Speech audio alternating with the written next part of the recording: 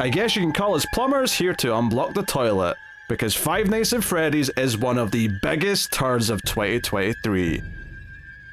I was going to make some joke here about flushing, but I don't care, just start the episode.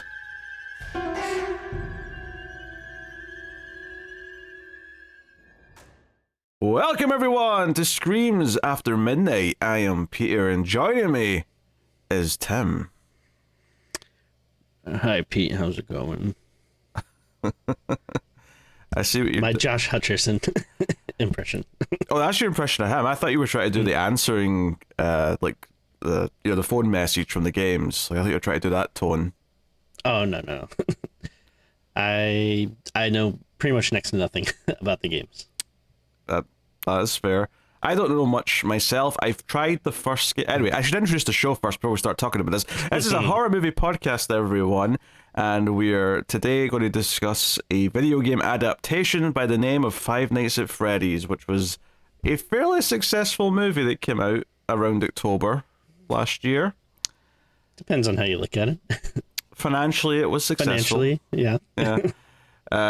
It's based on a video game series which has got tons of games at this point, because there was 4. Like I remember there being Five Nights at Freddy's 1, 2, 3, 4, but now there's Five Nights at Freddy's Security Breach. There was another one after that, I think. There's comic books. There's like it's got a surprising amount of stuff for something that was basically made by one person about a decade or so ago. I feel like there should be at least 5 main games. It's weird that they would stop at 4.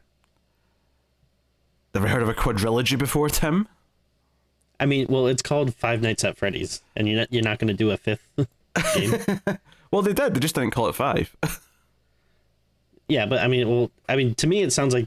Again, I know nothing about the game, so I could be wrong, but it sounds like those are like kind of the core 4 main games or whatever, and then the rest are like the modern stream movies. There's the core 4. Yeah, yeah. And then I don't know. The rest are like they're just kind of weird offshoots, like like how Resident Evil, you have the main games, but then you'll have like, some shooter or kind of side thing that is off doing its own little thing. I don't know. I don't know anything about the games. I'm not, for God's sakes, I'm an adult. I don't know. According to Wikipedia, there's 1, 2, 3, 4, right? And then there's Five Nights at Freddy's Pizzeria Simulator. Cool. There's Ultimate Custom Night. That sounds like a game mode rather than like a new game. There's Help Wanted, and then the Security Breach. I think there's a second Security Breach coming soon. I think that's the next one that's happening. So why not just do? I mean, have as many offshoot games as you want, but if your game is called Five Nights at Freddy's, you should at least have like 5 main games, and then you can sell them as the 5 night pack or something. I don't know. It's just it's stupid. Oh no, Help Wanted 2 is the next game apparently, and that was meant to come out in 2023 according to Wikipedia. Either way, there's a lot of these things. Like this is Five Nights at Freddy's in video games is kind of like what slasher movies were in the 80s, and that they were pumping these things out like every year pretty much. So we'll get to all that. We'll give our thoughts on the movie. We'll start spoiler free, but just before we get started, I'll just remind everyone, if you are enjoying the show and you're on YouTube, please do hit the like button. It helps us out a bunch. More people find us, so please hit the button. It's free, easy to do. Although, if you want to do something that's not free, and I know you're all chomping at the bit, you can get a bonus episode every month of the show by supporting us over at patreon.com/MailFuzzTV. Plus, there's a whole bunch of other bonuses. I'll tell you more about all that at the end of the show. Yeah, Five Nights at Freddy's, the game, is a very simple concept. You play as a security guard who's in a security room with security cameras. You have a bunch of buttons that control the cameras, the lights, and various like surroundings. Like there's a door at each side, and you're basically just trying to catch the animatronic characters who function at this Freddy Fazbear, it's called.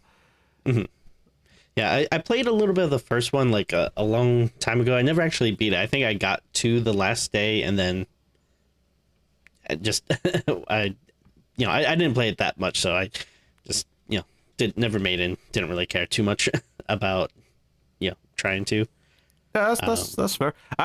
I played a little bit of the first one just as a curiosity. I never finished it. I never really cared that much. I know that the way the game works is you're basically just, you're sitting there. It's not like a game where you're walking about in a 3D space, although one of the two of the newer ones might be that. I think, like the one that they advertised at the PlayStation thing a couple of years ago probably has more movement and stuff, but typically you're just it's like a management game. You're just controlling the different things, and jump scares will happen because the animatronic creepy dolls will appear in front of you on the camera, or they'll appear at the doors at the sides or whatever, and you're trying to shut them but also keep an eye on where they are, because if you're not looking at them they can move. And that's the crux of the game, is that when you're not looking at them they can move closer to you, and if they get to you, you lose, right? More or less. Like, it's been a while since I tried it, but that was the gist of how the game worked. So, and there was a story. It sort of like gives you hints and clues, and there's like a phone message every day, and little things like that over time build up a narrative. And I believe that over the course of at least the first 4 games, and probably beyond that as well, but each one would add more to the mythology about the backstory of the place and who's behind this and all this other stuff. So that's the games, how they function. Like we said, we're not experts. We've dabbled briefly a long time ago, by the sounds of it. So going into the movie, we're kind of blank slates in that we understand the concept of how the game works, but the movie's kind of open to like be different if it wants to be, in terms of story, in terms of details and all that stuff. But the thing that I would expect to be there, of course, one is a horror movie. More on that in a minute. 2, Tim, correct me if I'm wrong, right? I might be misremembering something. I just finished the movie right before we came on. I just want to double check something. Was there a single scene in this movie of the security guard main character watching the security monitors and being worried that they were coming to get him? Was there a single scene of that in this entire film? No. I think the closest I'll give you is I think there was like a scene where some other characters at one point that are trapped in there are running away, and I think one kind of looks like at a monitor screen and sees it coming towards him, but I'm guessing that was like a little bit of a nod, but then it's definitely not the same though. A nod. They give a nod to the entire premise of how the storytelling's supposed to function. Now, don't get me wrong. It's a movie. I wasn't expecting it to be confined to a single room the whole time. Of course not, right? They have to expand it. It is a movie. I get that. But the sheer, like, just... I don't know, it's almost like they're allergic to actually just doing what makes the game work.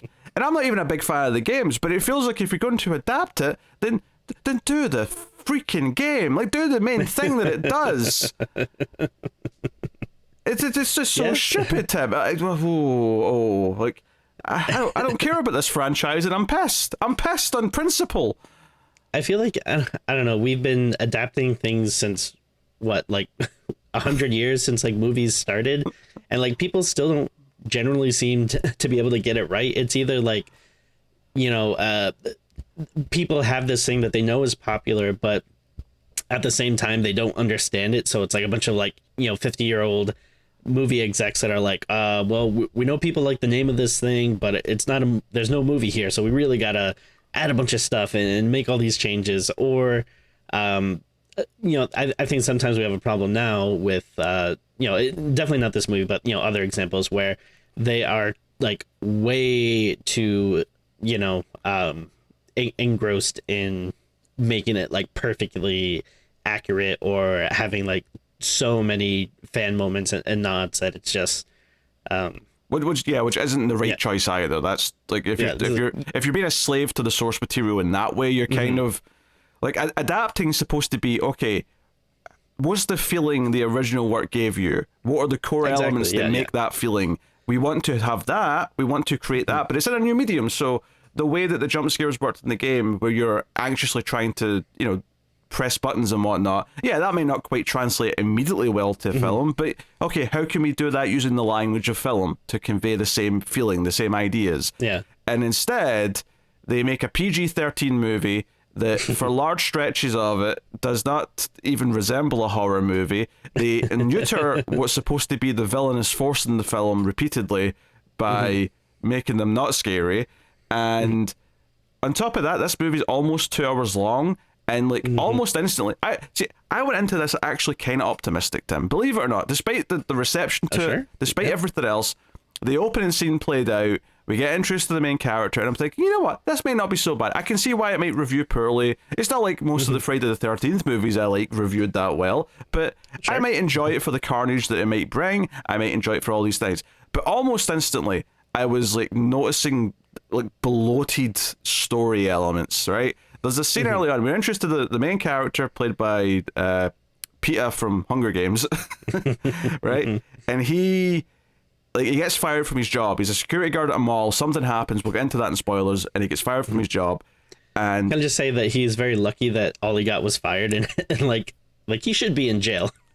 Sure, we'll get to the spoiler. We'll get to the specifics. But so he goes to like a place. He's employment like a counselor officer, counselor dude, right? Played by Matthew Lillard, and he's told about the job, right? The job at Freddy's, and he declines it because he can't work nights. We'll get more into why and all that later, right? And then another 10 minutes of the movie plays out with other things happening in his personal life, which obviously leads up to him finally saying, you know what, I'm going to have to take that job. And all I could think was, he could have just accepted the job when he was offered it, and that's 10 minutes of screen time that we didn't have to waste. You're making me want to scream right now. Not because I disagree with you, but it's because it makes me so goddamn mad. Like, it's insane the hoops that this movie jumps through to justify, like you said, which should be the easiest decision in the world. Like, this person takes job because they need money. But instead they're like, simple. No, audiences aren't going to believe it unless we set up this tragic backstory that gives them a reason as to why he'd be fired from this job and then can't get another job. And then let's throw in this like family drama that's going to, be this catalyst for why he can't do this and that. And I'm like, are you kidding me? Like, especially nowadays where it's like everyone needs like, second jobs and money and it's hard to find work. Like, are you kidding me? Like, it's the easiest thing in the world. Yeah, it's never been more relatable. It's never been more relatable in the history of humankind is that someone needs a job, okay? Can I shock you, Tim? Please. You love this movie? No. The person who wrote and made the games is one of the writers of this movie. Oh, wow. I'm shocked. I thought that might shock you. And also, on top of that, like, so much of this movie is a plot about the main character dreaming a lot because he wants to try and remember something traumatic from his childhood, and that takes up so much screen time. There's like so much more of that than there is animatronic puppets like hunting people down and killing them. It's baffling. Like like this movie. I was happy because I was like, you know what, I think we need more horror movies about people dealing with their trauma versus horror movies about fun animatronics. No, don't you get facetious on me, Tim. No, like this movie might not have been high art, but if you made a tight 80 to 90 minute movie which was a guy alone in a building, some other people maybe break in at some point, so there's some victims, so we can have a bit of a body count. You have fun kills, you keep it tight, you allude to a backstory, you allude to who the character is, you give him a reason for being there, sure, but you don't spend 15 minutes of him at various meetings talking about taking care of his sister and having dreams about his traumatic childhood. Like, you don't need all of this. You could cut this down. And then I was having those problems quite early on because I could, like I said, I could feel that bloat like right away in the first like 10 minutes. I was starting to feel like, oh, we could have skipped some of this already. But Absolutely. Then once it actually gets into the restaurant and he's doing his job and it just never actually does what the games do, and instead, like, it's okay, yeah. I need to save a lot of it for spoilers, but I just this movie, I was willing to give it every benefit of the doubt because if they just gave me animatronic characters stalking and killing people, I would have probably been quite happy as long as it was halfway competent. Instead, this movie goes out of its way to be the most plodding, bloated, dull, and I don't want to say not scary because, I don't find a lot of horror movies scary, even ones that I like. Right, but specifically, just not be a horror movie for large stretches of time. It's actually baffling. And the funny thing is that it's getting a sequel, and I feel like the sequel, even if the sequel's like a 10 out of 10, which obviously I'm not expecting it to be, but even if it was, even if they turned it around and made a classic, it's probably going to bomb hard, because all the people who went to see this one will probably not give a shit about seeing a second one. It's terrible. Oh, yeah. I mean, I don't disagree with you at all.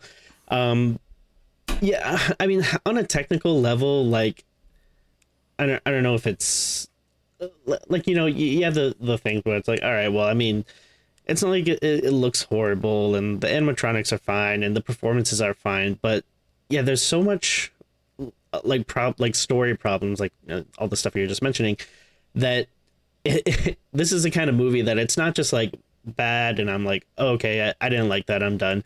It's the kind of movie that like makes me angry because yeah, there's so much bullshit involved in it, when you could have done such an easy, like you're saying, like 80-90 minute movie of just fun animatronics going crazy and killing, and yeah, someone just trying to do their best to keep watching on everything. But instead it's like so up its own ass with its bullshit mythology and lore, which I'm sure maybe it's cool in the games, and like you were saying with at least in the first game, I don't know what it's like in the other ones, but when you get little bits of backstory from the answering machine, or maybe you see like a missing kids poster on the wall, like that's kind of cool to be like, oh, okay, there's a larger world here, this is interesting.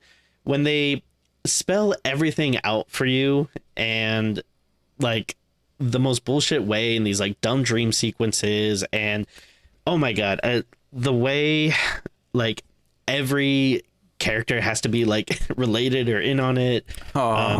Maybe that's a minor spoiler, I'm sorry, but like it's like there's no characters that are just like their own characters. It's like, oh, everything is like coming full circle. It just feels so forced and undeserving, and really makes me like question a lot of things. And yeah, I don't know, it legitimately pissed me off, like at how bad it was, and how it just feels like it's trying to be so self-serious, and there's like not one bit of fun. And it's weird because they do try to do like jokes from time to time, but like everything is so serious and dour in the movie that it just like has this kind of weird rhythm to it, where it's like, all right, I know this guy's trying to do a joke, but there's nothing about the filmmaking that is saying like it's trying to be fun or funny.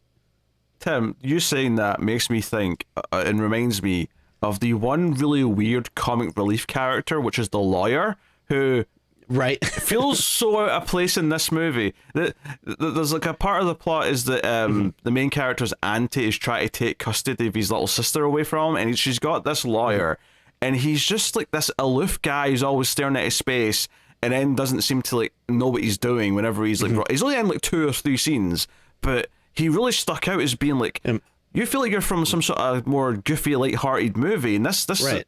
isn't that. It's so strange. Him and like the taxi driver, which again, very minor character, just a short scene, but it is like this weird, like, okay, yeah, now we're trying to be funny, but again, it's like it just sticks out because nothing in this movie is funny. And the main character is just so goddamn boring and bland, and has like no fun or life to him, that it's just so boring to watch. And yeah, just again, like maybe we're not the target audience or whatever. Maybe the people that are watching this are obsessed with the games and know the lore, and that's what they want to see. But I don't know, is there that many people that you're like, oh yeah, a cool animatronic, a killer animatronic movie, that sounds fun. I hope there's a lot of like custody issues in it. Like that's what I really want to see in my movie. I mean, I think we are the target audience. I mean, yeah, obviously, yeah, the big fans of the games are like sort of their almost assumed audience, but I think we like horror movies. Like we have to be the target. True, I mean, yeah. admittedly, the true target audience clearly by the PG-13 rating is teenagers, and you can tell that there's scenes in this movie where there should be blood, and there just isn't. It's just very dry for no reason. It's very strange because I'm not exactly sure who they're reaching out for. I think before the movie came out, I heard people like referring to it as kind of being like, oh, this is going to be a good, gateway horror movie. But like, I don't know, when I think of like a gateway horror movie, I think of like a pretty younger audience. Yeah, Hocus Pocus or Monster Squad. Yeah, or something, yeah. like But this is like, it's strange because it's well, again, like if you're really young, I don't know if you're gonna like, you know, how self-serious and stuff it is, but then also it's like, yeah, there's like some gnarly kills, but you don't really see like the blood and the gore, so you know, you're not getting the, you know, older horror heads that are, you know, it feels like it wants to be an R-rated horror movie, but it's having to hold back instead of being a movie that's built around appealing to like young teens. yeah. But it feels on both fronts because, like we said, it's like this custody battle and dream sequences and, like, I swear, we spend more time talking to ghost kids in a dream than we do actually seeing animatronics do stuff. I mean, and to be fair, the animatronics do look good. The designs are fun in the game, and they translate them perfectly to the movie, as far as I can remember. Anyway, they look good. So, yeah. And they're not bullshit CG or anything like that. They've got physical things walking around. So I want to say they were like Jim Henson, or you know, whatever that studio is, you know, basically like the Muppet Studio made them or something. I could see that, yeah. Which is cool, yeah. No reason for them to be CGI either, so they made the right choice there. Like, I can't fault that. They just forgot to actually use them in the way they're supposed to be used for the vast majority of the runtime. Yeah.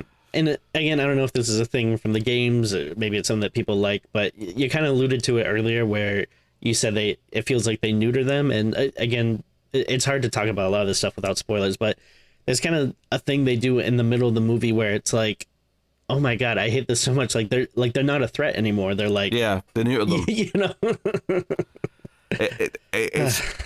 it's absolutely baffling the choices that were made making this. It's like they went out of their way to not just make the obvious 90-minute movie that it could have been. Right? I'm not saying there wasn't any decisions to be made in terms of translating it to a movie, because there absolutely were. But I feel like there was a much, maybe not high art, but a much better, more fun movie than whatever this is. Well, I mean, so we've gotten like a couple of, you know, kind of knockoff movies, you know, in the past. Like, you know, I think Willy's Wonderland and the Banana Split movies were obviously inspired. Or you kind of feel like they were taking, and I don't think either of those movies were that great, but I definitely would take them over this. I know Willy's Wonderland is probably just as bad as this for the most part. Like, again, it should have been better. Nicolas Cage fighting animatronic doll things from like an old 80s pizza place sounds perfect on paper. It was just really dull and clearly had no money to do anything.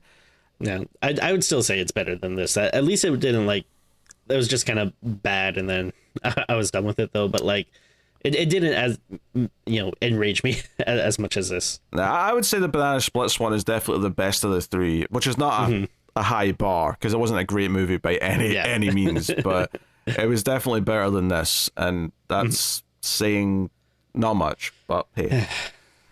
So, I mean, as far as spoiler-free stuff goes, I mean, what else do you want?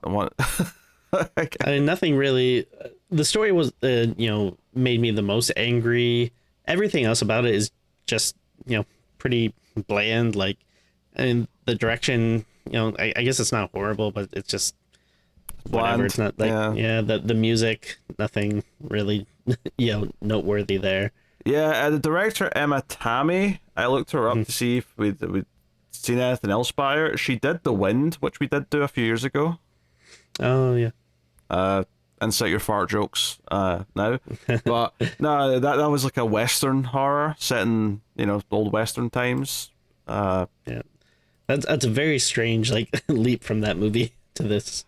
Yeah, she's listed for the sequel to this, so I mean, whether or not that's actually going to pan out, or if it's just IMDb jumping the gun, I don't know. But we're going to get a second one. Whether she'll direct it or whether they'll make it.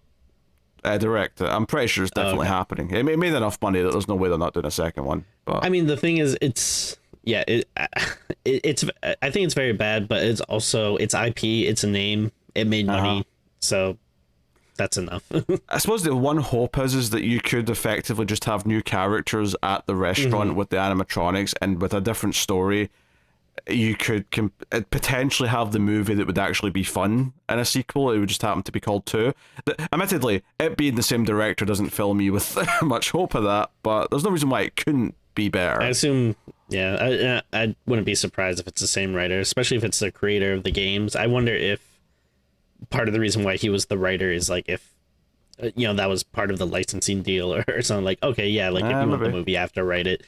Yeah, well, it definitely feels like someone that's like very like in love with the lore they created, I guess. Yeah, he wrote it with the director and someone else, so there was 3 writers on it. But hey, all right, spoilers everyone for Five Nights at Freddy's. For those of you who actually care, I doubt most of you do. You just want to hear us talk about it and tear it to shreds, probably. Oh yeah. I actually thought the opening scene was fine. It was like the previous. It was a previous guard who is running for his life and sneaking out through a vent and seems to get caught. But they sort of hide showing you any of the animatronics moving around like that. You just sort of it's kind of like a cut to black, and then he's like strapped to a chair, and like the mask of one of the animatronics, heavily implying that the animatronics are like. It's like the previous security guards who are inside them, which doesn't turn out to be the case, at least for most of them anyway. So, that's kind of your opening scene. I'm like, yeah, this is a fine opening. You set up what happened to a previous guard and give us a little bit of a horror scene before we get a little bit of character introduction stuff. So I'm like, okay, so far, all right. Nothing bad, really. Yeah. It's okay. And then we get introduced to our main character who works at a mall as a security guard. We also see that he takes care of his little sister. He not that he's too young to have a kid that age, because he's he would have been a young parent. Don't get me wrong, but he is old enough. But this just happens to be his little sister. Right. He beats the shit out of someone.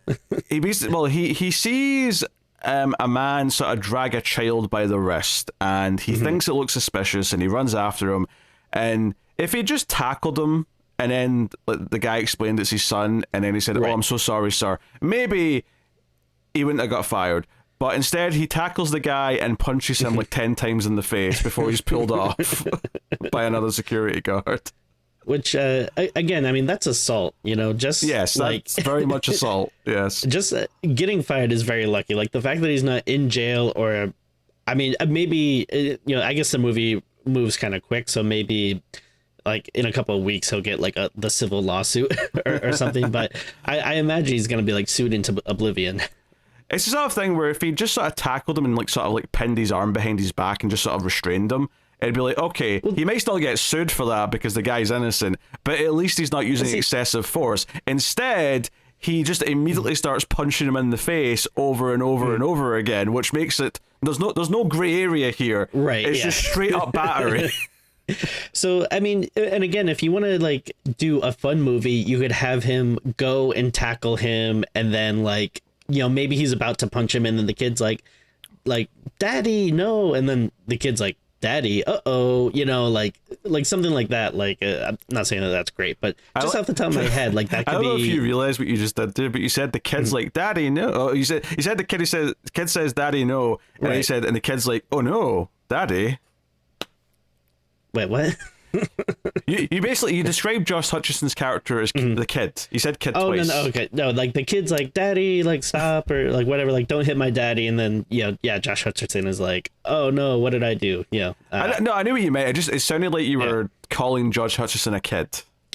He does seem pretty young to me. He's like 30, I think. Yeah, I mean, I'm an old man, so but yeah, I mean, something like that, just a little bit more levity. Instead, I'm like instantly like, "Oh, I hate this guy. Like, why is he so aggro?" Well, it's funny you say that, Tim, because the second he did this, I immediately just jumped to the assumption that he has something in his history to do with child abduction. That was my thought, is that this was triggering because he specifically is sensitive to this topic. And would you believe it? We get a dream sequence almost right after of the memory when he was a little boy and he had a little brother and they were camping in the woods with his parents, and the brother wandered off and he saw the car drive away that abducted his brother, and it's been haunting him ever since. And I'm like, okay, fine. Like, that's fine. You want to set that up as in his backstory, that's fine. And I think that is from I did a quick Google when I was waiting on you to see, what are the big differences from the game. I'll point out the couple that it kind of mentioned, but it does seem like, broadly speaking, the lore is from the game. There is a couple of major changes. One being that in the games, it's heavily implied that the main character turns out to be the son of the killer down the line. Okay. Instead of someone else who in the movie turns out to be the kid of the killer. So, well, let me ask you this. I don't know if you got that far or if you know this, but are you the same person every game? Because I don't think so. I think it changes. Okay. Like I want to say from vague memory that the fourth game is a prequel, but set in the past. Okay. Because I think I've seen screenshots of the fourth game, and like at least part of it, you're not in a security room. You're actually like a baby in a crib, but it's the same mechanics where you're scared of like the things coming to get you in your crib. Oh, that's kind of interesting. I mean, maybe you're the kid version of the character from the first game. I don't know, but either way, like I remember that being a thing. Okay. Anywho, so that sets up his trauma. Fine, whatever. Like it's a bit over the top. Like this is the thing. This on its own, just to set up that it happened in his past, that's fine. What bothers me more is that we see it 15 more times by the time we get to the end of the movie. So goddamn much. And we also, of course, eventually find out that the killer who was abducting kids in the 80s, which is why Five Nights at... Well, it's not called that. It's Freddy's Fazbear restaurant. That shut down because a bunch of kids went missing. It turns out the killer who kidnapped all those kids also killed his little brother, so everything's, connected and stuff, kind of thing. I mean, Oh, sorry. I thought you meant he killed his own little brother, but you mean he killed Joshua Hutcherson's brother. Yes. He killed the killer. The general killer killed the main character's little brother. Yeah. Which, I mean, don't get me wrong, it's not completely coincidental in the sense that, so just, we're in spoilers. So the guy who gives him the job is Matthew Lillard, right? And he uses an alias, but it turns out he's actually the killer. He's the one who killed Hutcherson's little brother. He's the one who used to run Five Nights at Freddy's, or Fazbear. Well, I'll just call it Five Nights at Freddy's. I don't care, right? We get it, yeah. It's the name of the restaurant as far as I'm concerned now. He is... it's almost. I think it's the implication's supposed to be that he gave him this job because he recognized his name because you're related to one of my old victims, so he wanted to give him the job because of that, because he gets to torture some more of the same family kind of thing. Fun.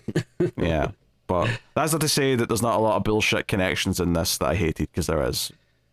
Yeah, no, it's very annoying how everything is like just all connected. It's such a bland like Hollywood like necessity that a lot of bad movies feel like they have to do, is that everything has to like feed into each other. And in a way that is true. Everything should feed into each other in the sense that everything motivates something else. Everything Sure. thematically feeds into each other. But bad movies feel like all of the characters and plot all must be connected in ways that just feel contrived, and so. And then a lot of times it just feels like they're trying to get like a like a gasp out of you, like you're supposed to be like, oh no way, but instead most of the time I was like what are the odds? Yes, but since so many of these movies do the exact same tricks, none of it remotely feels surprising. It's actually more surprising when someone doesn't turn out to be related to a Skywalker. Right. So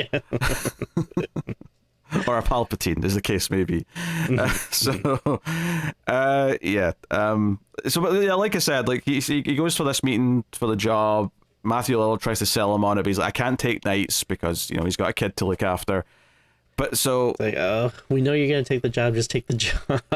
So this is why where are you making us wait. This is where we get 10 minutes of dream sequences. We get 10 minutes of there's a meeting at the school where they're talking to like the little sister Abby's teacher, and like the aunt is there with the lawyer saying, oh no, he's unfit to be a parent and a guardian, I should be taking the girl, which it's all just here to really drum up, he really he's pushed into a corner and that's why he's going to take the job. And I'm like you can imply that he was forced into this. In fact, it would probably be more engaging, and I imagine this is why the lore to the fans of the game is engaging. It's because when the game starts, you're there, you're in the room, you're at Freddy's Fazbear restaurant, and you're getting this brief message saying this is why you're here, you've got this new job, and then slowly throughout the game you get all these little teases and hints, and it kind of like drops these plot beats to sort of explain and flesh out your character. Obviously, I expect the movie's a lot more fleshed out just because it's a movie and we have to have a whole, character story. But right. Like, and all I could think was like, yeah, there was no reason not to just get to the restaurant, not to get him in the restaurant as quickly as humanly possible. You can fill in things, have him allude to things, have him, like, reveal that he's taking care of a kid after his first night at work. Like, see him go home and find out, oh, he's taking care of a kid. Maybe that's why, like, he's taking this shitty job because he's got someone to support. Like, you can sort of do it in a way where you're sort of, like, setting up the question and then the answer comes naturally, as opposed to, we're going to give you 10 minutes of answers before he goes and starts the main point of the whole goddamn movie. And I forget if it's here where you kind of find out that the aunt that wants custody, she's not a nice person, and you kind of realize that she only wants to do it for like the monthly government payments or anything. And I don't really know exactly how that works, but like, are you really getting that much money, like like from like taking a kid into custody? Like, they make it seem like, like, oh, she's gonna be a millionaire, like all she needs is this kid, and like I'll do anything to get it. The weird thing is that we don't really know that for sure. We only like the main character says that he thinks that's why she wants the kid, but we never actually like get anything to confirm it on her end. I feel like the fact that she's going to the lengths to like hire like goons and stuff makes it seem like she's not a nice person that just wants the best for the kid, She already seems like she's better off than the main character, and like you say, I don't imagine it's that much money that it's like that lucrative. I know. I know. I mean, I have heard of the practice of people adopting kids so they get like X money for each kid, and if the and obviously in theory that's just to pay for taking care of the kid. But if you're frugal, Musk got all his money. Yes, if you're frugal with the money, maybe you can add. I mean, I remember there been a story like years ago about a family in the UK that had like so many kids and they were on income support. They were actually getting more money than like a family with 2 full-time jobs just because they had so many kids. Oh wow! But I mean, they had like 8 kids, so it's like it's a lot of people to take care of, like Kids are very expensive too, so like I mean, if you're shitty and you're not spending that money on them, like whatever, but you're gonna at least have to spend some. I mean, taking care of 8 kids sounds like much more work to me than a job, but oh well, yeah. I mean, I was just thinking like in terms of the movie, like where it's just one kid, but I mean, 8, goddamn. Yeah, so it's just one kid. And for the record, Abby, the sister, does not want to go to this aunt. She hates her. She wants nothing to do with her. But yeah, so that's set up. He goes to the job after he eventually agrees to take it, because he's basically told by the teacher that if this does go to a jury or a judge to decide who gets custody, you not having a job's going to look really, really, really bad. So deal with that, and that makes him take the job. He's got a babysitter in place to look after the kid, and he goes to the job. I think one of the things that was really weird to me, and I didn't bother me too much initially, because I was like, well, you can't just go straight to the ultimate horror stuff as soon as he's there. Sure, yeah. But I did think it was a bit strange that he just goes for a nap and nothing bad happens to him because of it. Yeah. Well, he gets a slight cut. Like, it's implied that one of them cuts him on the arm, but like, oh, boo-hoo. Like, it's like a nothing thing. Yeah. So, but that just immediately goes, okay, well, all right. But I guess you have to build up to it. I mean, I don't really know why they're not bothering him on night 1, but I guess, okay, you have to like build suspense over the movies. You have to ramp up tension. Maybe, I don't know, they like to observe their victim for a while first or something. They have to get a sense of who he is and what he's doing. But we'll give him 5 nights. Yes. But he always goes to sleep at work, and he always dreams, and he always like sees the memory of his brother being taken again. Except now that he's at Five Nights at Freddy's, he starts like seeing these other kids. Which, spoilers, these kids are the ghosts that are in all the other animatronics, and they're the victims of the killer, Afton. Now, I mean, on paper, that idea, like, I don't mind that. Okay, if you're at this restaurant and there's haunted animatronics, all right, well, what is the reason why they act in this way? Oh, it's because they're, the haunted by the ghosts of these kids. Like, I'm totally fine with that. It's just this movie goes about the most like annoying, boring way to deliver that through these like bullshit dream sequences with these kids that are not creepy, and like you were saying before, they just show way too much of them. It does feel like you get more of them than the actual animatronics, and it's so annoying. I hated this. It's certainly the main way they interact with him. Like, they don't come stalking him. We don't get him looking at the monitors and like shutting doors and trying to like survive. We get ghost kids talking to him in his dream, which is not what people think about when they think of Five Nights at Freddy's, I would imagine. Yeah, like you just want the animatronics like coming and creeping you out and attacking, and then maybe you realize that they're the ghosts. That's totally fine, but to actually be having conversations with them, it's so dumb. It's such a bad choice. Yeah, it's around this part of the movie where we're introduced to Vanessa, who's this cop who shows up to check in on the main character, and she's kind of familiar with this place, and she's helpful. She has a couple of weird lines here early on, though. Like, after she patches up his arm that's got the cut on it, she's like, "Hey, have you seen the animatronics?" And she like, pulls open the curtain and turns them on, and they all start pretending to like dance and sing because they're like a band. And she turns and says, "Isn't it the most wonderful thing you've ever seen?" And I'm like, I mean, there's just a bunch of animatronics. That's a bit of an extreme statement to make. And then she sort of turns to him and goes, "Would you like to dance?" And I'm like, you're asking this guy you've just met if he would like to dance to the animatronics at this old kid's pizza restaurant? That feels a bit weird. So that stuck out to me early on. It's like, okay, she's going to turn out to be someone. She's a big change from the games, apparently. The character, she's either named after a character who's later in the games, or she's like a different version of that character. But in the game, she comes in like the 5th or 6th game or something like that, and she's not the daughter of the killer, and which would make sense, because imagine if like both of these characters were both kids of the killer. That would be absurd. So but here she is I guess this is how they wanted to keep someone's the child of the killer, but we don't want to make it the main character. So which like I don't know, makes her seem like such a shitty person if she knows her. Like, so I'm guessing she knows her dad's a killer, but like she's never told anyone. Like, I know it's your dad, but like, he's killing children. Like, for God's sake, you think he would tell someone? Maybe her colleagues at the police station. Yes. I don't know. I thought it was such a weird, like, messy reveal, and just led to like way too many questions. Like, it's like, okay, so does he have some type of control over you? Like, are you keeping quiet because you love him? Are you actively helping him? Do you think he's changed? Because it seems like I don't know. Are we to believe he killed these? Was it like 5 kids or something? I don't know. Yeah, like 4 or 5 kids, like back in the 80s, and then hasn't done anything since. But I mean, we know people are dying at the place because you have the security guy in the beginning.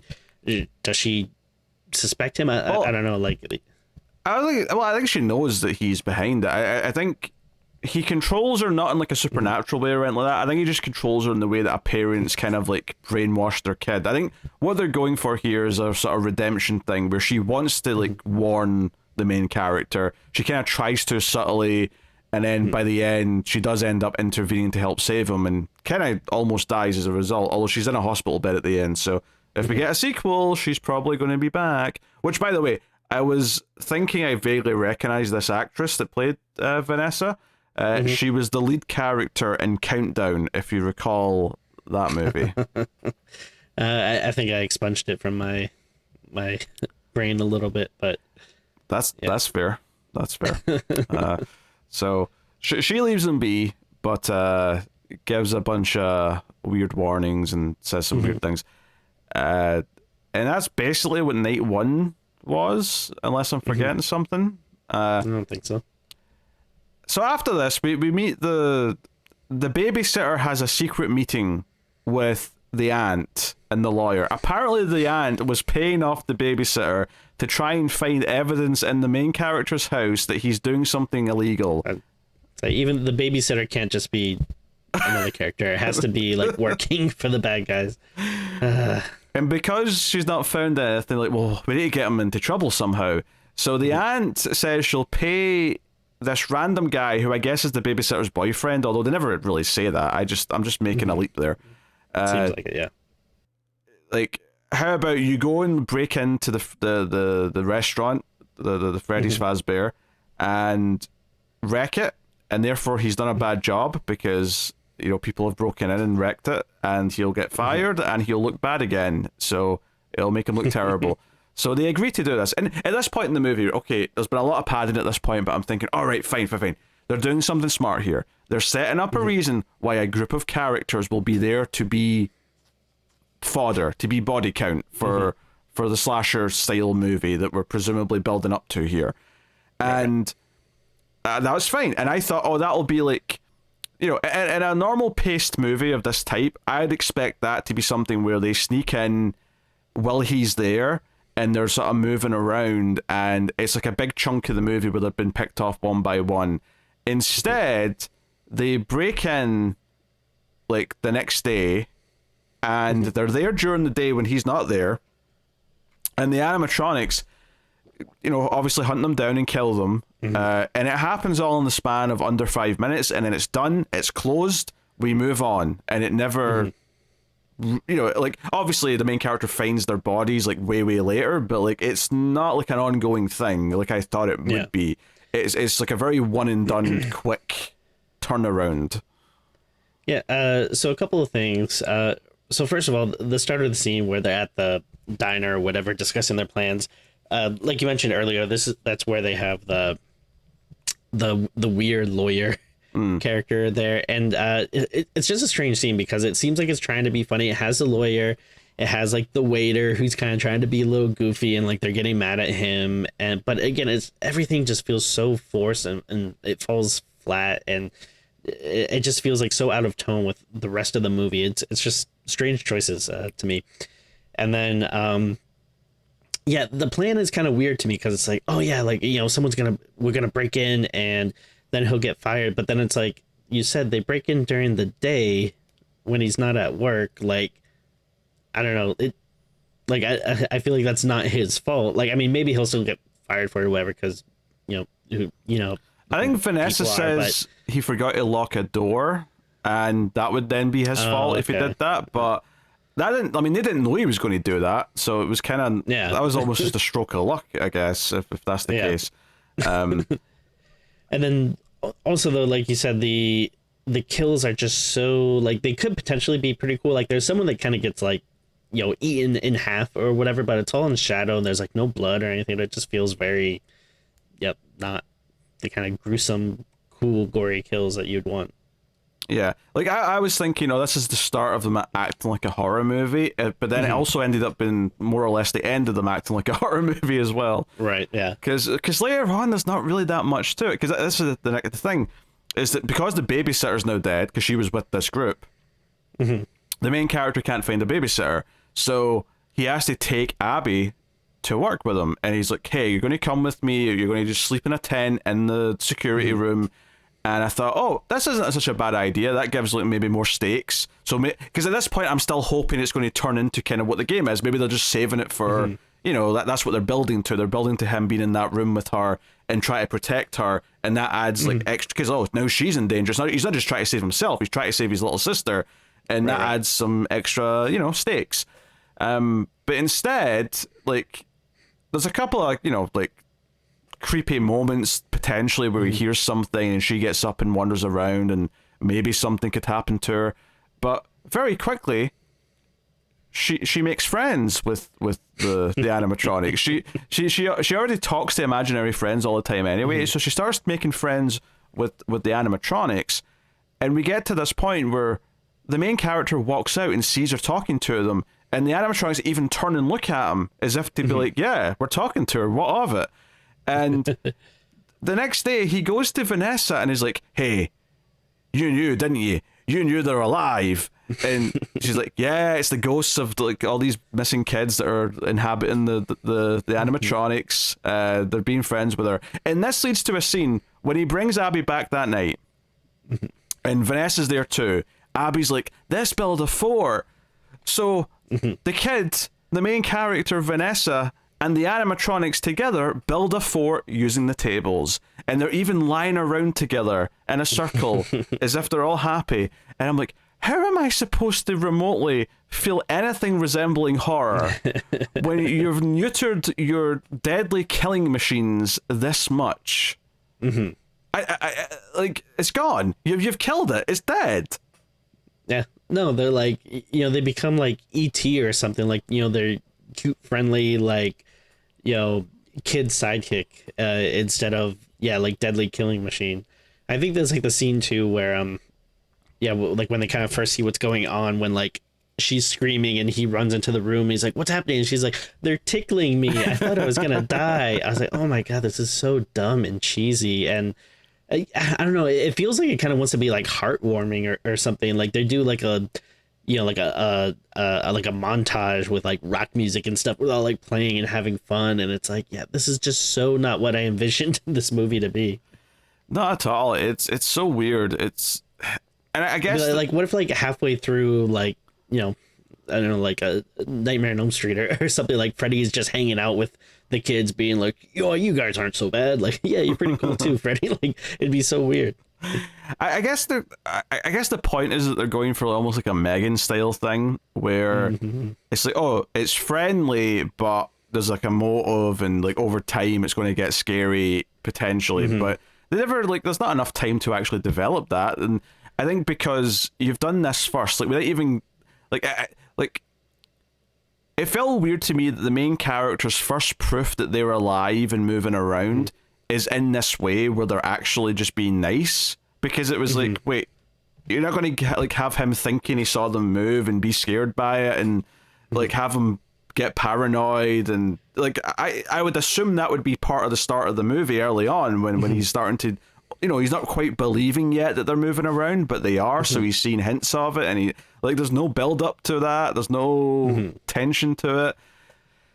And I forget too if this is around the time this is just like another dumb bullshit thing that made me mad, but like when he's talking to Vanessa and I think he's saying like one of the reasons why he wants to say is because when he's there, like my dreams feel more vivid and more real, and I feel like I can see who took my brother. Like he says something like, oh yeah, there's a theory that humans remember everything they see and you just need like help like figuring it out. And I think these ghosts are gonna, to be clear, even before he got this job, he was taking sleeping pills so that every single night, and he looks up at a poster in Nebraska because presumably that's where they were camping when this happened, so he can try and see the killer in his dreams from his memory.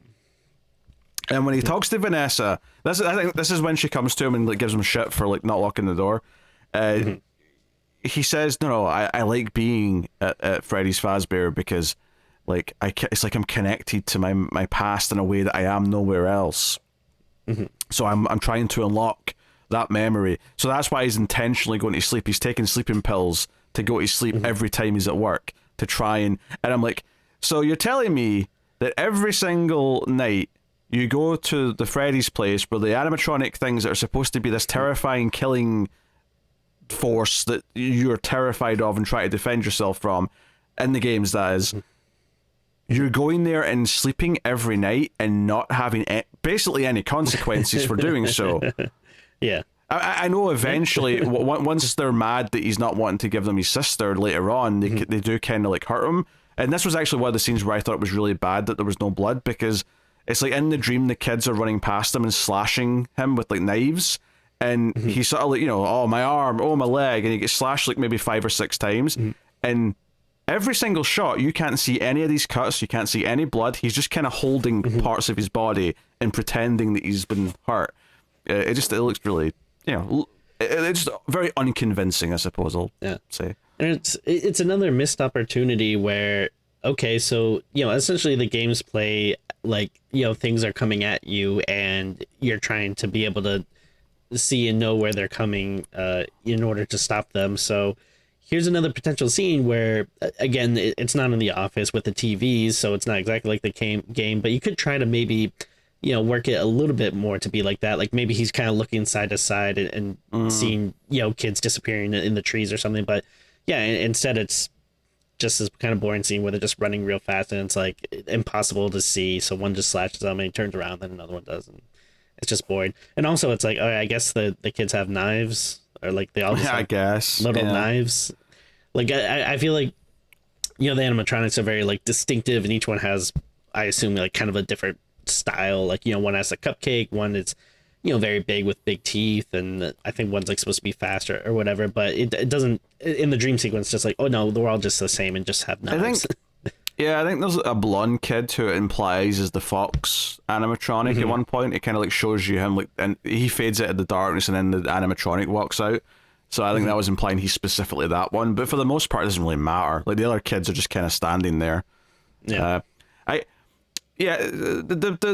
main sort of thrust as we go into like the back chunk of the movie is that the animatronics / kids that are inside them want Abby to join them, meaning they want to make her one of the animatronics.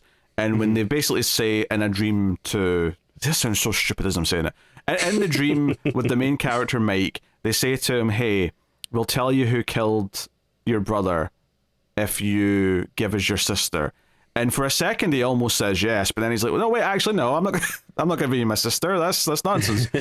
And that's when they all slash him and stuff. And it's when he's sort of rescued by Vanessa, because he wakes up, and this is the only time it feels like the animatronics are even chasing him, and it's such a short, shitty scene where it's just him running down the hallway. He's trying to get to the fire exit and he can't get out, and it implies that one of them's come up behind him and attacked him. But then he wakes up and he's in like it's a police like equipment depot or something like that. It's like a little storage building with police stuff in it. But she's taken him there and she's patched him up, and this is where she confesses. I think this is where she confessed all this, that her father, something Afton, I can't remember his first name, is the killer, and he owns Five Nights at Freddy's, or Freddy's Fazbear. So he's the killer. They never found the bodies because the bodies were hidden inside the animatronics, and that's what all this is. And somehow he has control over the ghosts and the animatronics. How or why is not really explored. We don't really understand that, but whatever. Yeah, that's why, like, I feel, I mean, on the one hand I don't care, but then on the other hand I also have a lot of questions about exactly what's going on. It's like, okay, so he's controlling them, but how exactly is he doing it? And so what is it ultimately that these things want? Like, are they sympathetic creatures that we're supposed to feel sorry for, but they're being controlled? Or are they legitimately dangerous and evil? Because, I mean, I'm assuming that they want, to make her one of them. That it doesn't seem like that's something that, he would want to do. I think he does. I don't know. I think he does, because I think this is how he's killing people now. He's using his animatronics to kill the guards, right?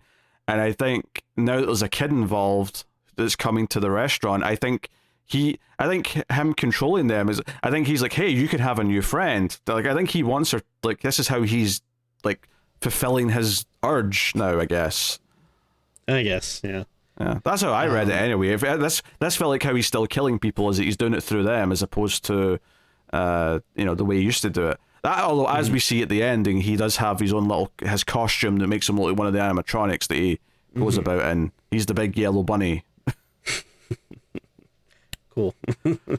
Yeah. So no, I think that I think I got that part of it, is that he was still taking satisfaction in killing people, and it's effectively when he's picking people to go work there, he's picking new victims that he can kill, and basically the only type of people who will take this job are people who are like down in their luck and therefore might easily disappear compared to others, Well, I guess the thing with that is, it's like, okay, so are you going after like lonely, down on their luck people, like that need like random late night security jobs, or are you going after like little kids, like because I guess it'd be one thing if you have like random no name security guard in the beginning, but then it's like, well, it seems like it's gonna be more suspicious if you're a little girl is gonna go disappearing and then teachers from school and the aunt and stuff is going to notice. Well, no, and no, his dog dies later. But I agree, but I think that's the point. Is I think he has switched to just killing security guards because it was getting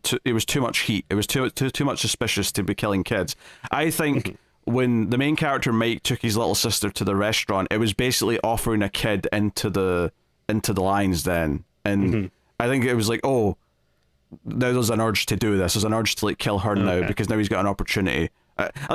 Maybe I'm giving the movie too much credit here, but that was the vibe I was getting from all this, is that this was like an opportunity to kill a kid again, and that's why he was so excited. And it felt like he was controlling the others, because I mean the end of the movie is that Abby draws a picture of what actually happened in the past, almost like the ghost kids didn't know that they'd been killed by this guy, and she draws a picture of him killing them, or of them killing him. Either way, it basically makes them all kill him, right? That's the end of the movie. That's how they get away at the end. This is after Vanessa's already been stabbed by her dad. I think, honestly, him showing up and pulling off the mask, and it's like, oh, it was him all along. The guy who gave him the job is the killer. That felt just kind of lukewarm to me. It felt like, yeah. It wasn't, like, it wasn't surprising. Like, no. It's not like at the start of the movie, I was like, well, he's going to end up being the killer. But it wasn't like a shock or anything. I think the thing for me that stuck out as being weird is that it felt like we met him too quick after building up. Like, if especially since there was a good chance there was going to be sequels, it felt weird to me to just like I think just hearing about the legend of this guy named Afton who was killing kids by the end would have been enough and just teased a mystery, as opposed to we hear about it from Vanessa and then within about 10 minutes we're seeing him take off the mask and be like, yeah, it was me, I killed all those kids, kind of thing. Yeah. It feels like, I killed your brother, now I'll kill you too. It's like, this is just coming off as super like cheesy movie stuff now, and yeah, didn't enjoy any of that. Yeah, I mean, I hate to ask so many questions because I generally don't care. I think the movie and the storytelling is very sloppy, but like, so has he just been killing like security guard after security guard? Like, is this something that's been going on for years? Because again, it feels like at some point it's gonna start raising suspicions or whatever. I mean, I know, his daughter's on the police force. Maybe she can, cover things up a little bit or something. But I mean, after a while, or has it just like been like, all right, he's been in hiding in a while and now, he's getting the urge again or something. I don't know. I guess it doesn't matter, but I couldn't help thinking about that kind of stuff. Well, I think he probably does have the job that he has at the start of the movie. That's probably what he does for a living.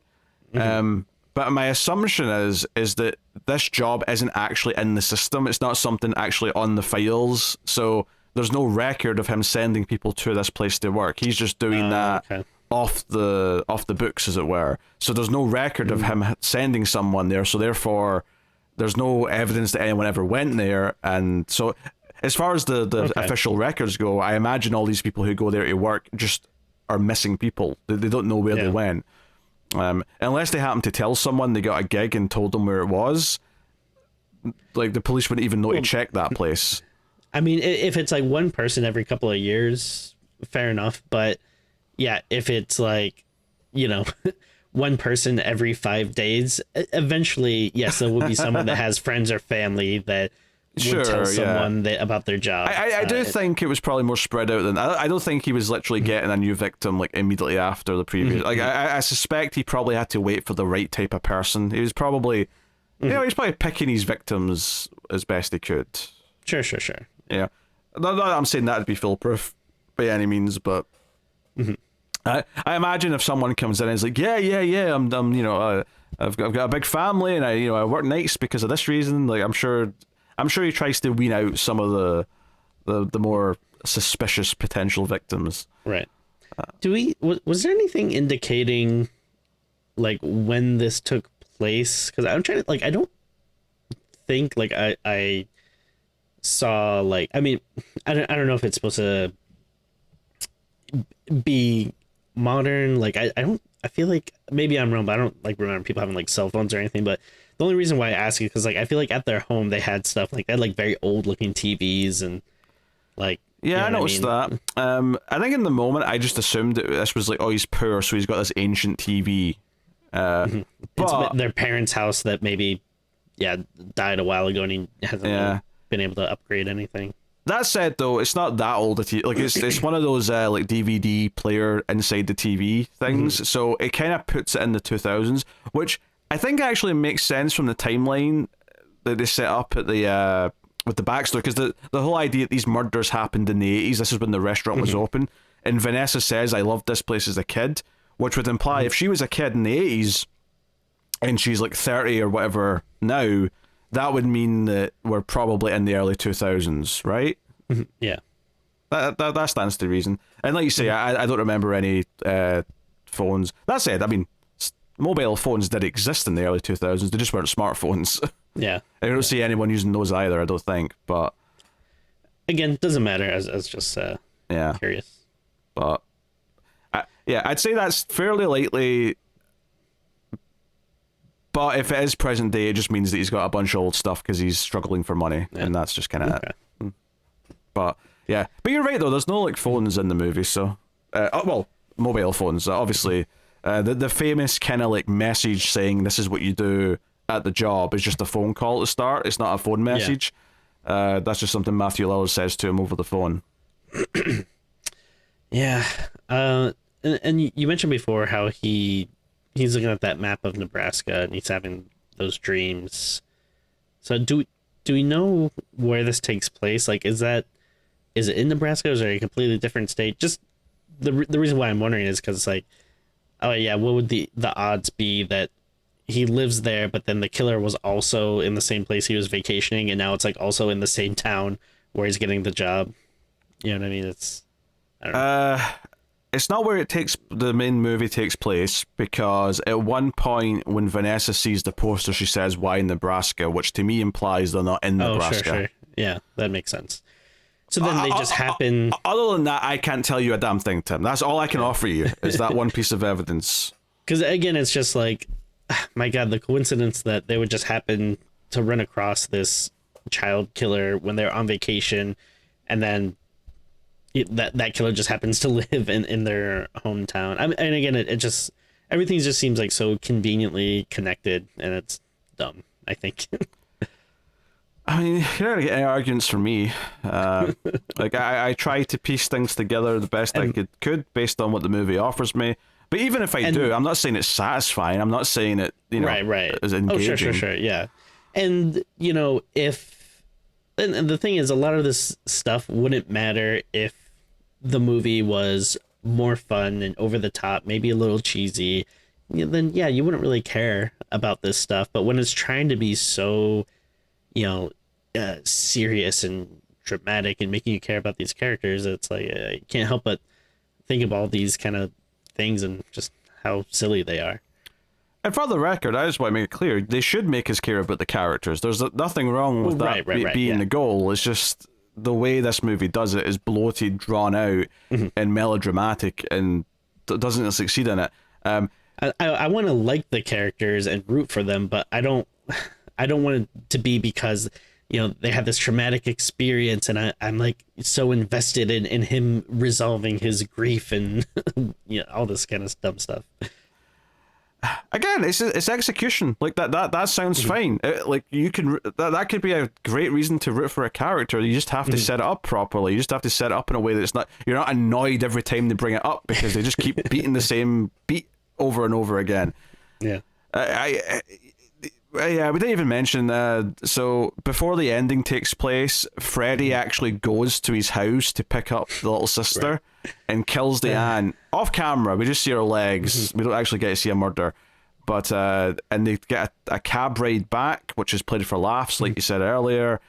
I don't know how much these things weigh, but like the way it's filmed is like it makes it feel like there's like a gigantic 1,000-pound thing that just sits in the guy's taxi. And again, I feel like a reasonable person would have a lot more questions, but they're trying to be funny, and the guy's just like, why do I get all the weirdos? Like, oh boy. Instead of being like, what the hell is that thing? Like, what is going on? Can I even drive with it in my car? Yeah. And it's not even like once all this happens and like Mike's going back to try and save his sister, you know, he gets like some tasers from Vanessa. She's like, hey, take these tasers, that because they're electrical, it'll slow them down, it'll give you some time. Electricity is their weakness. So we don't actually get cool scenes of him hiding from them while they stalk him like a horror movie. We just get him tasing them.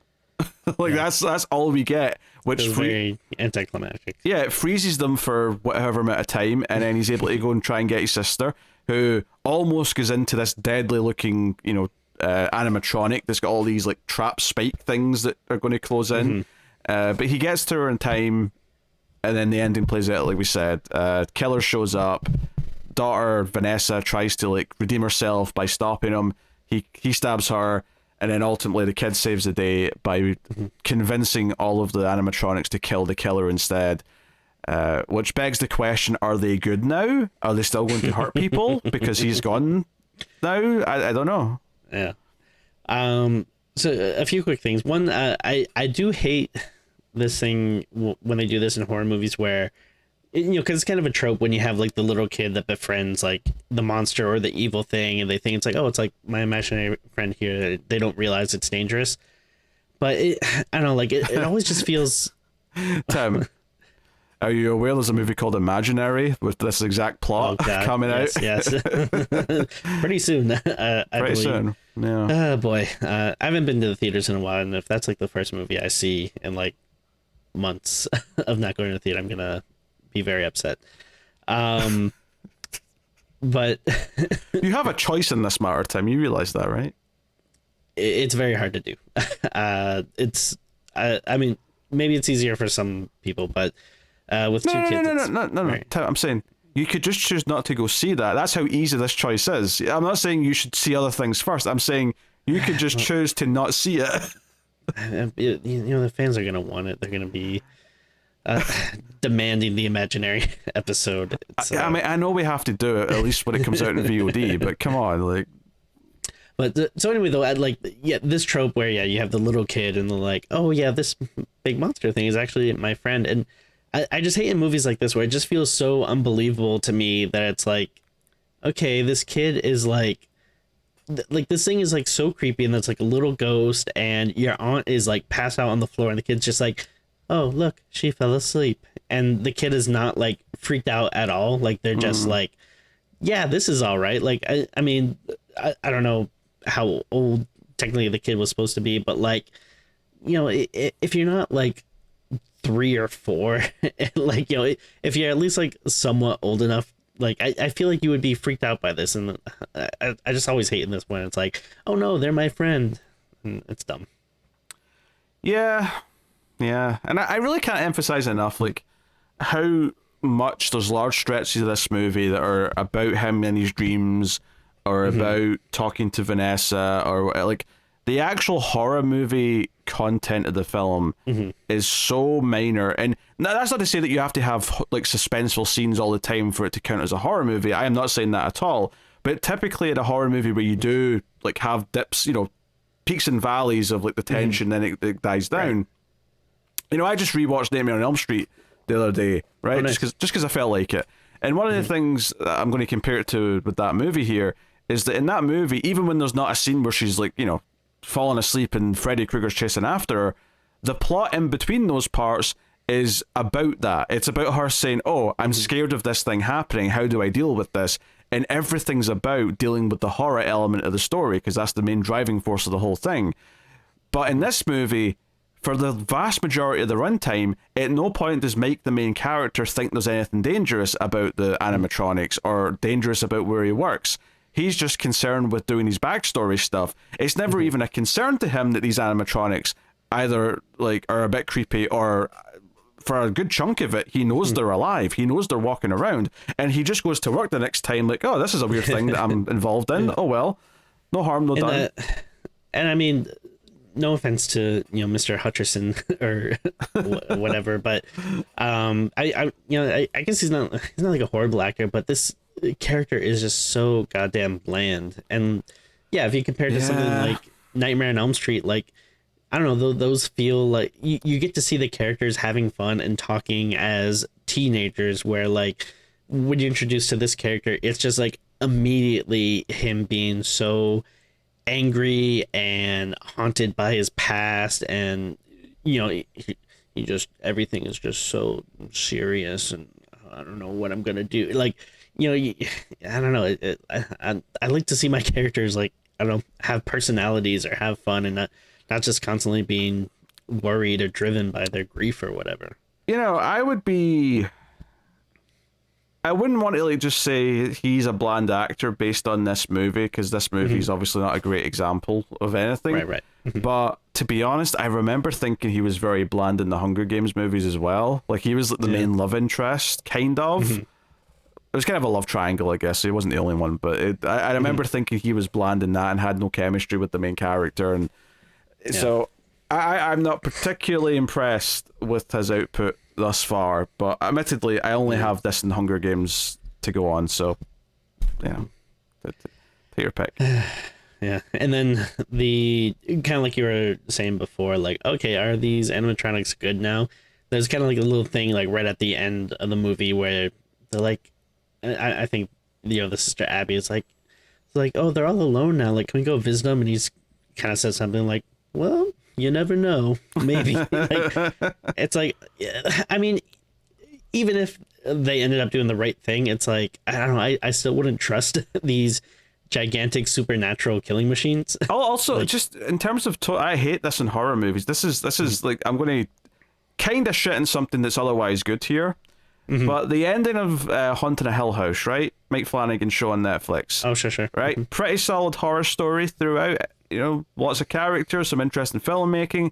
And then the final episode, it's like someone turns the light on and like, now everything's just kind of a sweet ending to a story now, and takes away from any of the scares that were once there. That's kind of how this feels to me as well. The idea that you end your movie where the character's like, yeah, all those scary ghosts, they're actually kind of nice and sweet now. Maybe we'll just go visit them because they're friendly, kind of thing. Like, that feels like you're just kind of, again, detoothing everything. Now, don't get me wrong. Like this whole idea that the animatronics are actually the ghosts of murdered children is super dark. And I do understand that on some level there should maybe be like a tragic sense of sympathy, because, it's not their fault they're in this position. But at the same time, it's supposed to be a horror movie, and I don't think always treating them with this, we have to, like, feel bad for the kind of, I don't know, it doesn't work. Anyway, what were you saying, Tim?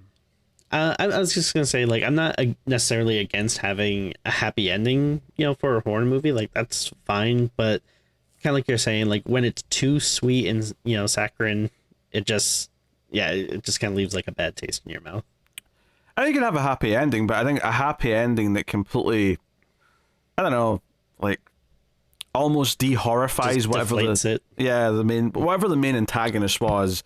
Like, it'd be like if you got to the end of Nightmare on Elm Street and Freddy Krueger was like, you know what, I feel really bad that I did all those bad things. I'm going to go to therapy and pay do the time for the crime, as it were. Yeah. Yeah. So, yeah, I like, again, there's probably some more nuanced ways to actually tackle some of these ideas where you could do the unexpected and it would actually be quite satisfying. But this movie is not pushing boundaries. This movie is not taking things and doing anything interesting with them. It feels like a mid-2000s horror movie, because a lot of this sort of tone and this idea of having the sweet ending kind of thing feels like of that era, but somehow has even less horror than any of those movies did. That's very much the vibe I get from this. I'm thinking of the era of like your Darkness Falls and the Skeleton Key and stuff. I still think he has a pretty dark ending, I would say. I've never actually seen it. I just always kind of bundle it in my head with movies of that time. Okay. Yeah, I don't want to give anything away then, but 13 Ghosts, whatever that, I don't know. Oh, sure. Which Matthew Lillard's in, funnily enough. Yeah. Which I do like Matthew Lillard. It's always nice to see him, but yeah, this character didn't do much for me here. All right, well, there you go. That's Five Nights at Freddy's. It was a bland, bloated movie that forgot to be a horror movie for the vast majority of its runtime, and I think, despite everything we've said, I think the biggest problem, just to go all the way back to the start of this discussion, at no point does it even for one scene actually try to emulate what the experience of the game is. Instead, it's all the melodramatic mythology stuff, which would have been far more interesting, and the game's probably proof of this, if it's more teased throughout without just being blatantly explicit the entire time. But hey. Yeah, like the whole idea behind a lot of the things I don't have a problem with. It's just, like you were saying, it's execution. The way it's presented is very flat and boring and so self-serious, and there's just, to me, there's like, okay, like things are bad, and then things like, okay, it's so actively not doing what I wanted to do, or like going against its own interest. It's like making me mad. Like, I don't know, this, if people like it, fine or whatever, but I don't know, this movie like kind of made me pissed at how bad it was. Here's an example. Like, what if, so he punches the guy in the mall, right? He gets the job, right? Maybe cut out what I said earlier, that 10 minutes you could easily cut out. He gets the job. What if instead of having all those dream sequences, which are just up its own ass, just self-indulgent, all that stuff, what if instead the first time you hear that he had a brother who was abducted is when he tells Vanessa? Because one, it would make that conversation more meaningful to us because it'd be something new. Yeah. And two, what if that was the main motivation for her trying to help him, is that she feels sympathy now that she's like, oh, this isn't just like some faceless person. This is someone who's a victim of what my father already did long ago. You could have used that to be more of a motivation for her. But it feels like she was already kind of trying to help him beforehand, so that didn't feel like enough of a turning point. I don't know. I'm trying to think of ways to improve what's there. But fundamentally, I think you have to just completely go back to the drawing board and like just make a movie that is kind of a bottle movie that's mostly, I mean, you can have a few scenes outside the restaurant, but it should have been almost entirely in there. It should have been all set at night over these 5 nights. Like, it's called Five Nights at Freddy's, and I feel like maybe if we go back and count, it was technically 5 nights, but it's not like a countdown. It's not like we're building up to night 5, which is when the people always die, so there's like a ticking time clock. Like, maybe that's how it should feel. It should feel like The Ring. You've got 5 days. On night 5, you're going to die. That's how this works. But yeah, it definitely didn't feel like it, and yeah, it is so funny how often they're going back to this dumb dream sequence on the camping ground, because it is Five Nights at Freddy's. He should just be in Freddy's the majority of the time, but it does feel like even when he's there, he's mostly in this like dream state, so you're not even like seeing the creepy atmosphere of like the restaurant at night. You're seeing like this brightly lit park. It feels like an afterthought. It's 5 days in the Nebraska forest. That's what the movie is. I mean, even just as something as simple as that each night he goes to work, just have big captions saying night 1, night 2. Right. Yeah, give it that feeling that we're doing 5 nights. For sure. I want to go back and count there, because I bet it's not 5. I bet it's like 4 or 6, just to be shit. One quick thing or question that I had, to just out of curiosity, like growing up, did you, because this is very clearly inspired by like places like Chuck E. Cheese, which I know was like a thing in the States, like growing up and stuff, but I'm just curious if you had those near you, or if you've ever been to one, or no Chuck E. Cheese for sure. It's just not a thing in the UK. And to be honest, I don't think there's any restaurants that I was aware of growing up that were like this, that had animatronics, like or animatronic bands or people in costume even. I guess the only thing that comes close is, I think when I was a very young kid, you might get a Royal McDonald at a McDonald's in the in the kids play area, but that's like that's very different. That's not especially when Mac is there. Especially when Mac is there. Which, by the way, if you're a patron, next month, Mac and Me is the Extra Reels movie. So, what's funny is, I actually did recently just go to a Chuck E. Cheese. Was it either a week or 2 weeks ago? You left the kids at home, meeting yourself, because this is a spiritual experience for a grown man to have. Yes.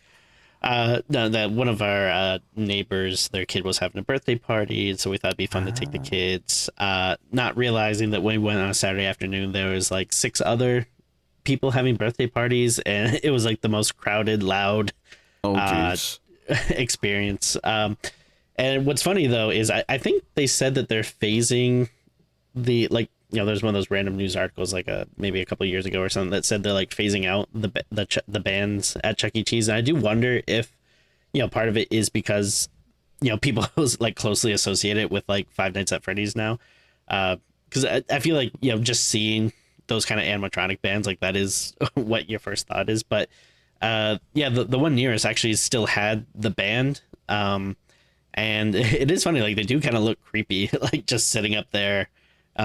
They didn't really move. They just moved like very slightly. Like just be like that. But you can tell like they don't do anything with them anymore, because now they just have like a big TV that's next to them. So they're like, oh yeah, you guys want to hear the music or whatever? And then like a music video just pops up on the TV. The band doesn't actually play or whatever, which was kind of disappointing. I'm imagining the CEO of Chuck E. Cheese in his office just watching like Five Nights at Freddy's or like people talking about it and just seething that horror has destroyed his entire like business model. It's in the same way that clowns got really upset and said it was like offensive to them that clowns kept being used in horror stories. But the thing is, I feel like if you like, you know, it is a very popular franchise and everything, and just, you know, obviously the movie made a ton of money, so I feel like what you should do is actually lean into it. Like, all right, why not have a horror night, you know, once a month or something? That would be the smart thing to do. I feel like it's probably less to do with Five Nights at Freddy's and stuff like that, and probably more just to do with the fact that everything's sort of switching to just being digital screens and stuff like that. You know, like yeah. It seems like just the trend in general. But it is funny to think that they're scared to like lean into it now because, oh no, they associate this with killing children now. Maybe. Yeah. Maybe. I mean, it is really hard not to think about. Like, I was talking to a friend and telling them about how I was there, and they were like, oh, like, how often did you think of like Five Nights at Freddy's? And I was like, oh, like every second. Like, you can't not think about it when you're there. Oh dear. All right, shall we rate Five Nights at Freddy's, Timothy? Sure. So, I mean, I really did not like this at all. I thought it was quite bad.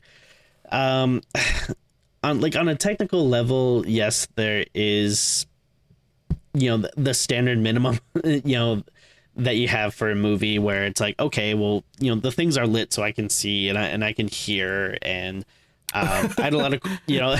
Tim, you know we're going to a bad place when you're saying these are the positives. There was sound mixing. Right. I mean, like, you know, which basically is to say, like, I do, like, part of me, like, almost wants to give it, like, something really low, like a 1, but, like, obviously, like, yeah, I feel like that's, like, too low, again, just because, you know, there's a standard there that... We have done worse than this. Let's not pretend we haven't, because we have. Yeah.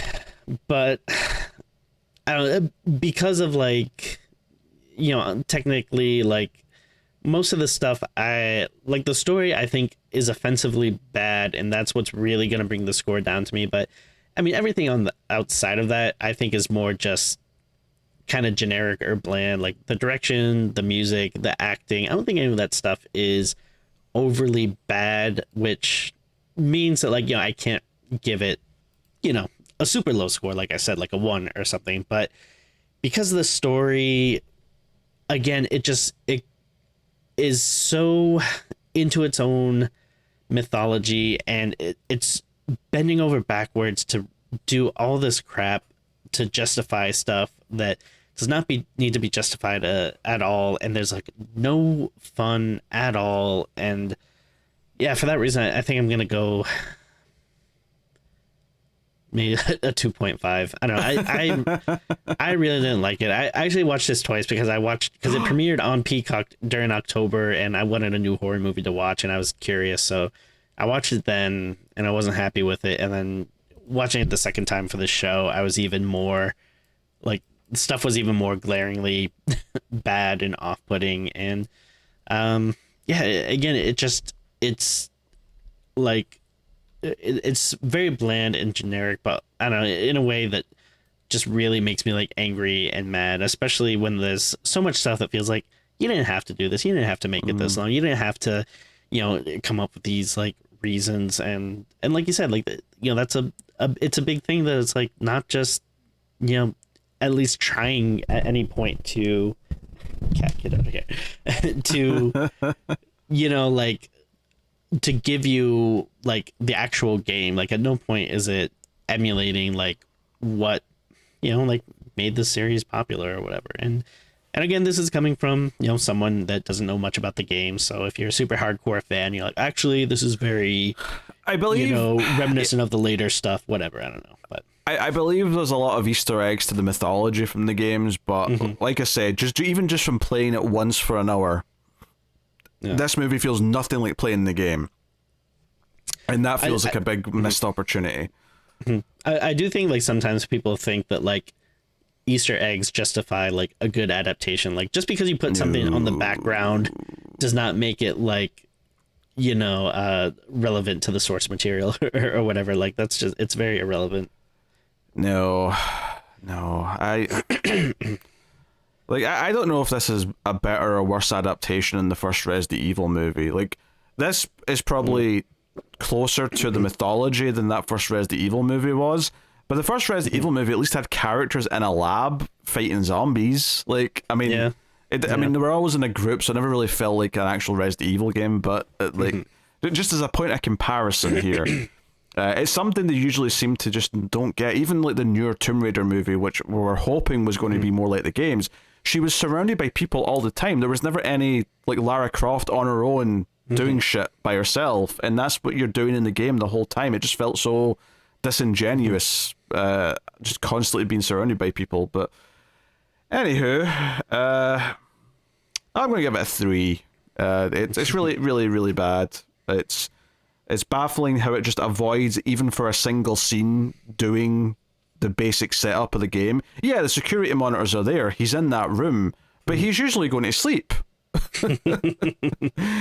It made me want to go to sleep. And then the rest of the movie's all these stupid dream sequences that he's actively trying to do because he wants to find out who killed his brother. Just a bunch of contrived nonsense. Some of it I get is from the lore of the game, but I'm sure it probably went down better when it was teased out in a much sort of different way. And even, and potentially the lore of the game still might suck. Like, I really don't know. But here it was just a bunch of contrived nonsense, and I did not enjoy any of it. And you know what's kind of funny is that such a driving force for him to find out who killed his brother. And then he does find out, but does it matter? Like, does it like really do anything? I suppose it's because he wants them to get his comeuppance, but then he dies. So it's like, well, I guess that's done then. He died a gruesome death. I suppose that'll just have to do. Yeah, but it didn't. I mean, correct me if I'm wrong. Maybe I'm. By the end, I was just so out of it or something. Maybe I missed something, but it didn't seem like there was a big confrontation, like where he was like, oh, like you have to answer for your crimes, or like tell me what you did with my brother or something. It was just like. And also, it's actually kind of heavily implied that in a sequel, he would now just be that animatronic, because the way he dies is that the animatronic, or the outfit he's wearing, the animatronic pieces in it, why there's some in there, if it's just a costume, I don't know. But it's all the metal bits start closing in inside the suit, and that's kind of what kills him. So presumably he would just be the Yellow Bunny. Even if we don't get Matthew Lillard back, presumably in a sequel, the Yellow Bunny would just be the killer now. If not all of them still under his control. But do you want to talk about the mid-credit scene, or? No, I'm annoyed that you even told me to watch this, Tim. It's just the taxi driver turning around and seeing the little toy thing and jumping because he's scared, and that's it. Yeah, what is the point of that? I was expecting like a tease for a sequel or something, but you said, make sure you watch the mid-credits scene. It's just so stupid. I wanted to point it out. Yeah, what the hell? Also, I mean, the show's done. We need to get into this stuff, but like, is it kind of weird that they can just leave like Freddy's? Like, isn't part of the the thing that it's like they're in this place, but it's like they can just go out, go in a taxi, go to people's houses. Yeah, I don't know if that happens in the games. That did feel like a bit of a weird thing to me. Not that I ever thought there was like a magical barrier or anything like that where they couldn't leave, but just more that I never really thought of them leaving. But I mean, maybe I could see that happening in the later games, just so that maybe one of the later games is set somewhere else and it's like they're coming to your house kind of thing. I could see that being a thing. Yeah. So does this mean the best video game movie of last year was Gran Turismo? Like, well, I've not seen it, but by default it might be.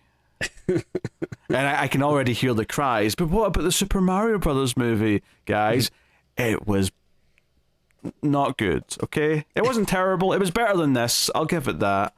But I mean, in a way, like it seems like it was kind of the opposite problem of this, where this isn't doing enough of the game, and that was just like overload, where like we have to put everything from every Mario game in it. Yeah, we have to every scene is 5 or 10 references to Mario things. It felt like Ready Player One to me. It just so happened that all the references were to its own franchise, but it still just felt like a list of references, and then the plot was like an afterthought.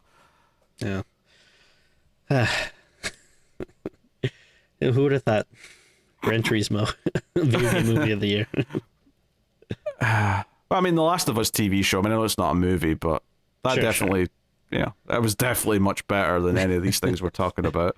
Fair, yeah. Anywho, God damn it, that's the show, everyone. Five Nights at Freddy's. I'm sure there'll be a sequel. I'm sure we'll talk about that in a couple of years' time. It doesn't seem like it'll take that long. I feel like we'll probably have a sequel to this in 2025. That'd be my guess. Yeah, I think our boy Josh was just said something. Like, I saw some news article that was like, "Oh yeah, he's like, raring to go or excited for the sequel or something." Like, oh, the actor. I was like, "Who's Josh? Who's he talking about?" Those are always like fun, like news articles where it's like, "Hey, the actor in this movie is excited to be in the movie." You're like, cool. Wait, so I thought we'd at least get lucky and it'd be a new cast. Like, it'd just be like the same location and like animatronics, but new people are involved. But now we're getting Blandy McBlanderson back for round 2. I think so. Oh, that's a shame. That's the other thing that's like annoying with these movies. Even though like they're really bad, if they make a lot of money, you feel like the studio probably doesn't learn much of a lesson. They're just like, like, oh, well, critics hate it, but it made so much money, so we it must be pretty good, and we should probably keep it just the same as is. You know what we need to see that new Silent Hill movie to get a good video game, a horror video game movie in our eyes. Tim, you realize that this year we're going to have to do the first 2 before we can do the new one? Oh, of course. Wouldn't have it any other way. I'm not happy about it. Anyway, next time on the show, guys, well, next week's actually the week off. Next week is the Patreon episode, so if you're a patron, you'll get access to our Valentine's episode. So look forward to that. And then the week after that, we've actually got the vote winner, which currently at the time of recording, we don't know what the vote winner is yet, but it'll be a sequel of some kind. So, yeah, look forward to that. So, that's the next couple weeks on the show. So we'll see you for that. And yeah, support us over at patreon.com/MailFuzzTV. At different tiers, you get bonus episodes, you get voting rights once a month. All that's good stuff. But that is us. So thank you once again for watching or listening. We always appreciate it. Keep watching scary movies, and we will see you next time.